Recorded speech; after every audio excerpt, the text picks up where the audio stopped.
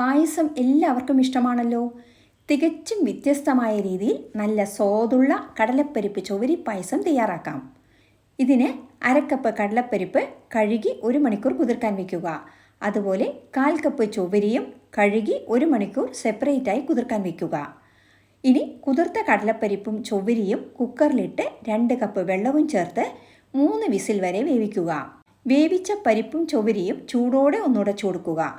ചിലത് ഉടയാതെ കിടക്കും. ഇടയ്ക്ക് കടലപ്പരിപ്പും ചൊവ്വരിയും കടിക്കാൻ കിട്ടുന്നത് പ്രത്യേക സ്വാദാണ്. ഇനി 1 കപ്പ് ശർക്കര ചേർക്കുക.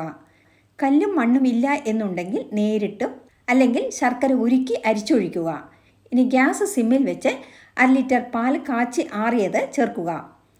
ഇനി ഇത് തിളയ്ക്കുമ്പോൾ 1 സ്പൂൺ ഏലക്ക പഞ്ചസാര ചേർത്ത് പൊടിച്ചത് ചേർത്ത് കൊടുക്കാം. ഇനി നെയ്യിൽ അണ്ടിപ്പരിപ്പും മുന്തിരിങ്ങയും വറുത്ത് നെയ്യോടുകൂടി പായസത്തിൽ ചേർക്കുക. ഈ രീതിയിൽ പായസം ഉണ്ടാക്കി നോക്കൂ. ശർക്കരയ്ക്ക് പകരം പഞ്ചസാര ചേർത്തും ഇതുണ്ടാക്കാം. സിമ്പിൾ ആൻഡ് ടേസ്റ്റി കടലപ്പരിപ്പ് ചൊവ്വരി പായസം റെഡി. ഈ റെസിപ്പി ഇഷ്ടമായാൽ ലൈക്ക് ചെയ്യാനും ഷെയർ ചെയ്യാനും മറക്കരുതേ. Thanks for watching and supporting.